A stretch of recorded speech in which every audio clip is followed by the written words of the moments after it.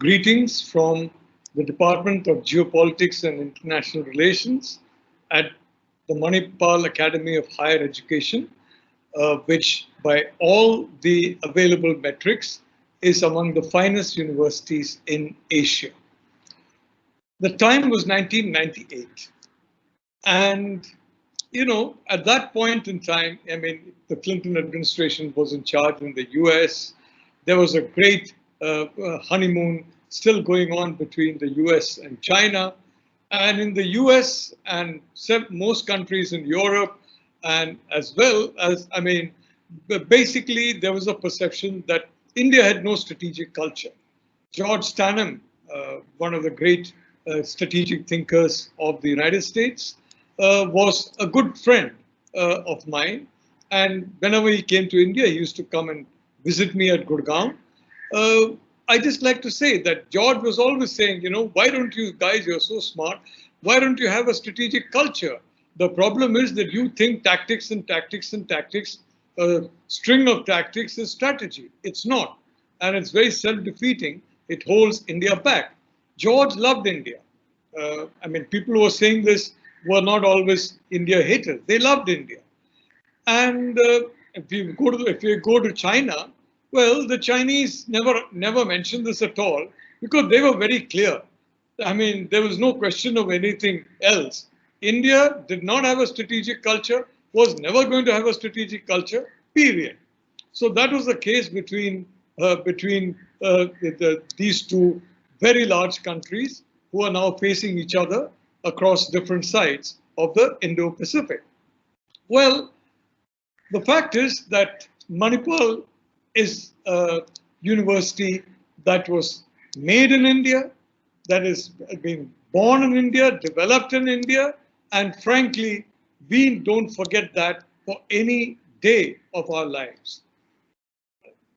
This kind of a perception about India not having a strategic culture, it reached the ears of the Chancellor, Dr. Ramdas Pai. It reached the ears of the Gen Vice Chancellor, Dr. M.S. Valiathan, outstanding scholars, outstanding individuals, and may I use a word that some people think is socially incorrect, patriots. It's a word that I believe is something that needs to be used with the deepest of respect. Both of them were patriots, and they said, what on earth is going on? Does India not have a strategic culture? Dr. Valiathan had some longish conversations with me in my office in the Times of India building at Bahadur Shah Zafar Marg. And, he told me after we both were very clear, India did have a strategic culture. The only point is it was not really often or even ever expressed properly in a coherent form. So Dr. Valiathan went back. He had a very quizzical look on his face, and he went back. And a few months later, he came up with a proposal to me. He said that Dr. Pai, Ramdas, and myself, we have had a discussion on this. We'd like you to come as the India's first professor of geopolitics at our university. I said, Dr. Valiathan, I respect you enormously. I respect Ramdas, the Chancellor. I respect the university a lot. Give me a little bit of time. So I took a few weeks, and then I decided, yes, why not? It seemed like to that point, anybody I consulted, they basically said, for heaven's sake, what are you trying to do? Bring strategic culture here in India, in academics, it's in the education sphere, or in the governance sphere, or in the political sphere, is never going to work. Well, Dr. Valiathan was not in agreement. Dr. Pai was not in agreement. Frankly, I was not in agreement, and I took the challenge and came over to Manipal. And I must confess, I was the country's first professor of geopolitics, and of course, I think possibly the first UNESCO Peace Chair as well. I don't regret my choice at all. I've never regretted it. For about 10 years, the department was essentially one person, namely myself, with some office assistants. and of course with a very strong backing of my university. Very, very strong backing from the Chancellor, from the Vice Chancellor, from every one of his successors, I'm proud to say. I mean, I'm honored to say. And after, we did a lot of research into Indian strategy. We means I could never have done this without the help of my friends and colleagues in the university and without the help of scholars across the world. And I think, we did major conferences.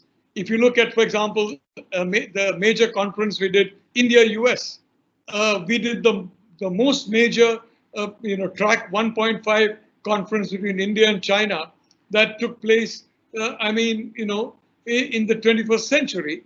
And that is basically done by Manipal, in the dawn of the 21st century. We had India-Iran. We had the first ever trilateral of three very important democracies, very close to each other, Israel, United States, and India. I organized that together with an organization named JINSA. They were happy to accept the challenge. Many people in JINSA thought India, oh, for God's sake, India is neutral, pro-Soviet, not reliable. Exactly what Bill Clinton used to think, by the way, judging by my visits to Washington and my interaction with the Beltway. Well, they didn't agree. They agreed. And we had the first India-US-Israel trilateral in Delhi. And it was an enormous success. And I was warned by the then government, in fact, the Vajpayee government, that look, for heaven's sake, and at that point in time, a lot of spokes were put in the conference. Efforts were made to basically prevent it. I insisted on going ahead. My university stood by me. The JINSA stood by me. And the Israelis stood by me. And we had the conference. And I was warned that, look, certain communities in India will be very unhappy. They'll rise up. There'll be all kinds of trouble. Well, I'd like to say, I've always believed that everybody in India, whether Hindu, Muslim, Christian, Sikh, Jain, Buddhist, or whatever, or atheist, well, we are all the same. We are all Indians. I'm happy to say, back in the early 1990s, I mentioned Hindutva, the fusion of Vedic, Mughal, and Western culture as the DNA of every one of us. I was confident this would not happen. And lo and behold, nothing happened. There was no uproar. There was nothing. There was absolutely not even a protest. And all these people who had tried to sabotage the conference in the Vajpayee government, they looked a little silly, if I may say so. Well, after about 10 years, we reached a stage where it was the belief of the university authorities, including, of course, myself, that we are ready now to start teaching. And therefore, the Department of Geopolitics and International Relations was made into a full-fledged department doing not simply research, but teaching. I am happy to say I have the privilege of working with some outstanding colleagues who have been faculty in this department, who have been professors, associate professors, assistant professors, and may I point out, students in this department. Many of our finest discoveries came from students. I think a lot of people have remarked on my writing about the deaths of scientists, mysterious deaths of scientists. Guess where I got the idea first from to develop further? A student of the Department of Geopolitics. A lot of good ideas have come from our students. And it's been a very exciting journey ever since.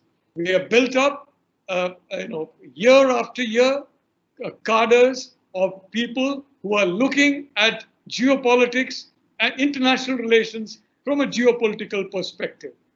You can have, a US perspective, you can have a Russian perspective, you can have a Chinese perspective, you can have a Pakistani perspective, or, whatever. But very seldom was there a focus on an Indian perspective exclusively. And I'd like to say, when I say an Indian perspective, it doesn't mean that we exclude the rest of the world.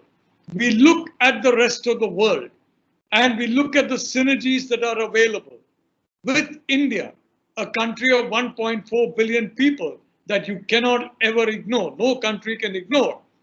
And more importantly, almost as important perhaps, the threats facing India as a consequence of the negative, if I may say so, synergies of some of these countries. We have done that. The era of Cold War 1.0 was, and I know this is a politically incorrect thing to say, I've written it, so I'm guilty of having said this quite often in the past few years. 1.0 was basically a systemic existential battle between two systems. The two superpowers were the USSR and the US. One or the other system was going to give way. If the USSR system worked better, that would be demonstrated over time, and people were going to move increasingly, countries were going to move increasingly to that system. The US system was going to be an empty shell. As it transpired, there was a USSR system that collapsed, 1992. Well, now you have, since the dawn of the 21st century, almost from the time we did that China conference, and I can tell you some of the views that were mentioned in that conference were not music to the ears of our Chinese friends, but they reflected the reality which we recognized early on of Cold War 2.0, the battle of systems between the United States and China. Let's just shorthand take two countries instead of many countries. The systemic battle between two superpowers. At that time, it was the USSR. Now it is China, the two superpowers, and a battle which is existential. Either one or the other system is going to prevail. Both are not going to prevail, just as the Soviet system and the US system, frankly, one of that system had to fold up, and we know what folded up. Well, this battle is still going on. I'm not into astrology. I'm not going to predict a forecast as to which system will finally fold up. All I can say is this is a reality, and India is part of that reality. Why? Because in the Indo-Pacific, which has become the main theater from the Atlantic in the past to the Indo-Pacific of the 21st century, Atlantic of the 20th to Indo-Pacific of the 21st, India and the US are essential partners to ensure that the correct side prevails in Cold War 2.0. For the other side, it's essential to ensure India and the US and its partners in one way or the other, and I include countries like Japan in some ways, Taiwan in some ways, various countries in some ways, even the US, frankly. I'm not suggesting that India become a Japan, or India is India. It's the US understood that when it teamed up with China in Cold War 1.0. China was sui generis and was treated as such. India is sui generis. For example, Iran. If you check my writing, I've always argued in favor of a strong engagement with Iran. I have always argued against the stopping of oil imports, such as what we unfortunately did because of the significance of Iran. I used to mention that even to friends in the US who are completely hostile to Iran, and may I say, almost all of them, they understood my point of view once it was explained to them. I think India can have a geopolitics not, frankly, identical to that of the US. We are certainly not a UK or a France or a Germany or a Japan or an Australia. We are India, and we are the global third superpower of the future. And that third superpower will emerge either when this Cold War 2.0 is still taking place, but definitely when that particular Cold War is over one way or the other. Having said that, I'd like to say we at the department are very clear about what is happening in the world, And many young minds have joined with us in that journey of discovery, that journey of strategy, that journey of fusion of geopolitics and international relations. And what I invite is for you to join us as well in this very exciting and consequential journey. Jai Hind. Thank you.